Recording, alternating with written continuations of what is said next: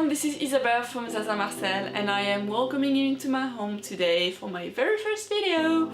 Well, it's not technically my very first video because 8 years ago, before I became a patisserie chef, I used to study audiovisual communication, but that was so long ago it doesn't really count anymore. Anyway, this first video is going to be about a subject that I believe is really important for us cake designers, and that is photography. Because indeed, when you spend hours and hours working on a beautiful wedding cake and you deliver it to your customers, then what's left of it except a picture? So you want to be able to put that picture on Instagram, you want to be able to show that picture to the world and, you know, put it in your portfolio for your potential future customers. You want to be proud of that picture really, just as much as you've been proud of that wedding cake, because that picture is your wedding cake. So in my case, when I started Zaza Marcel about 1.5 years ago, I thought it was so important for me to nail that photography side of things.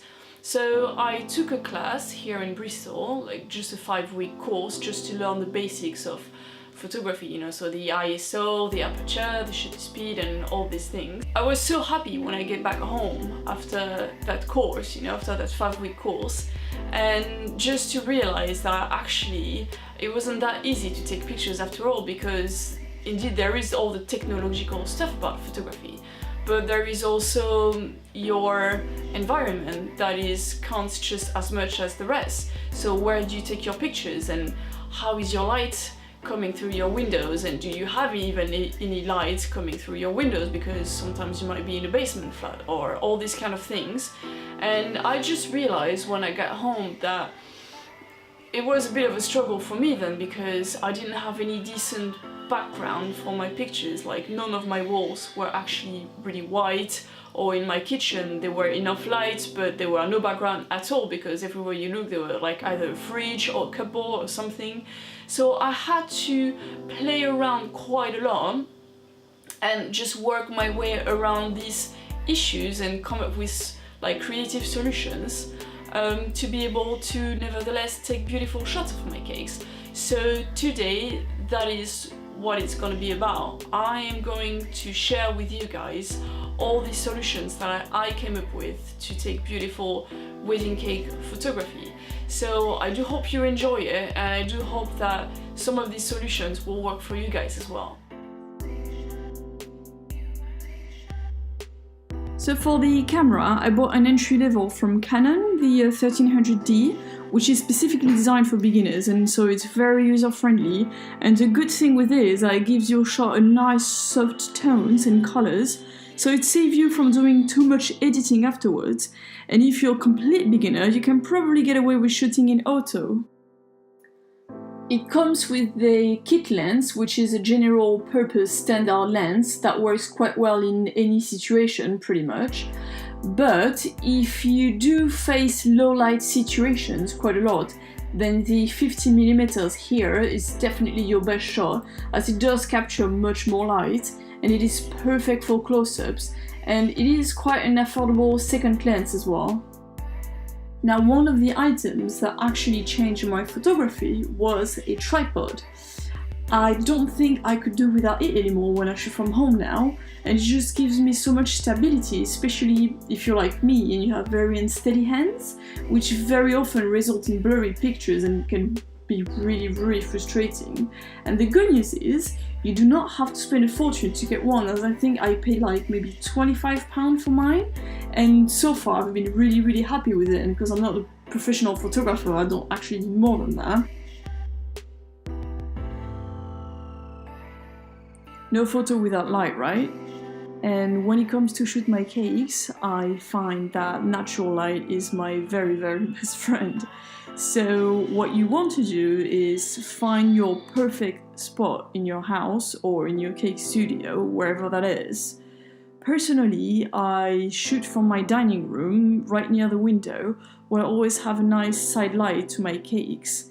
And if it's a bit too sunny and the light is too sharp, because yes, that does happen even in England, I just stick a little bit of baking paper on the window, and that will soften and diffuse your light and give it a nice soft glow to your cakes. So that's definitely something that you want to try.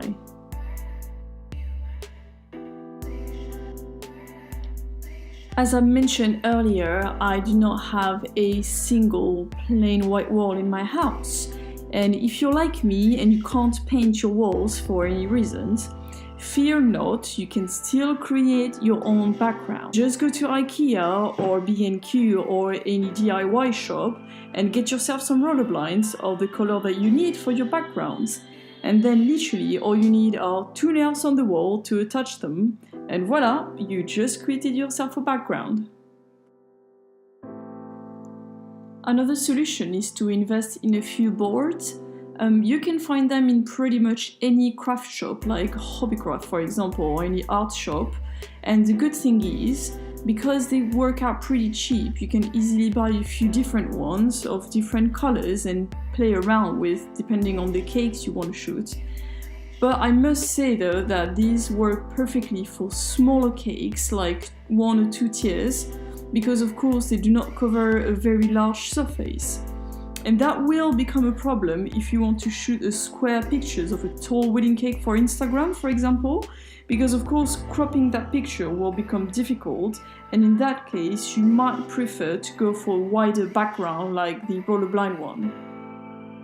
So as I very often repeat on Instagram, I really believe in less is more. So when it comes to styling, I quite like to keep things simple really. Just a plain white tea towel at the bottom of the cake stand and maybe a little bit of greenery, and that's it basically. Because after all, the subject is a cake, so I just prefer not to add too much to the composition. Something really important too is when I shoot for Instagram, I try to always shoot with my camera horizontally, just because that way I know exactly what will fit in the Instagram square frame, always keeping in mind what will have to be cropped afterwards, just to make sure that I have everything that I want within that frame. So next I'm going to show you how you can edit your picture. So I'm going to be using Snapseed here, which is a really good app that's free and that's been created by Google, I believe. And basically what it does is you download your picture, so that's the picture of the cake that I've taken earlier, and you can either add some filters, a little bit like Instagram here, so you can play around like that, but that's not exactly what I want to do. So I'm going to go back to my picture and I'm going to have the little pen here on the side, which is basically all the editing tools. So as I was telling you earlier, let's say that I'm going to use this picture for Instagram, so I do want to crop it the right way. So if you're going to be using it for Instagram, then you want to get the square here, so that's the original size. So you want to get the square cropping tool, and we're going to be moving it around, and that's it. So that will be the right size for Instagram. And then what I would do is work on the white balance. So white balance is basically the color temperature of your pictures. So if I go really high there, it's going to be really not warm and obviously a bit more yellow, and if I go down too low, then it's going to go down all the way to the blues.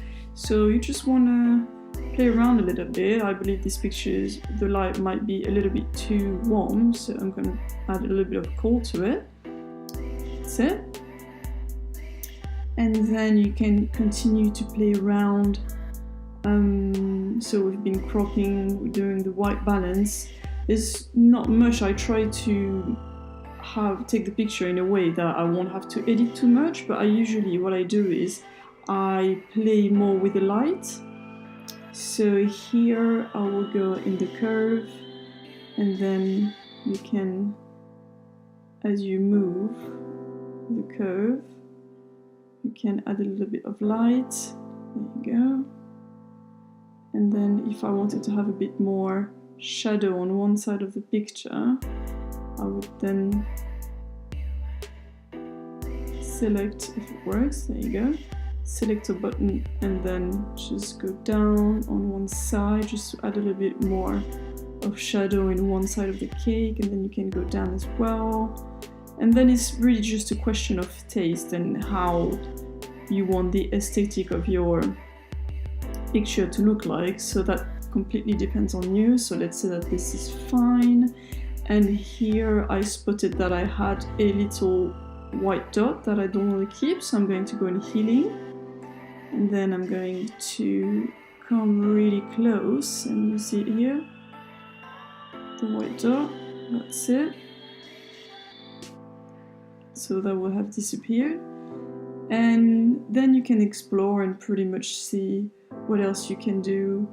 You can add effects, and obviously that's not the kind of style I want to go for, but that's something that if you like, you can do.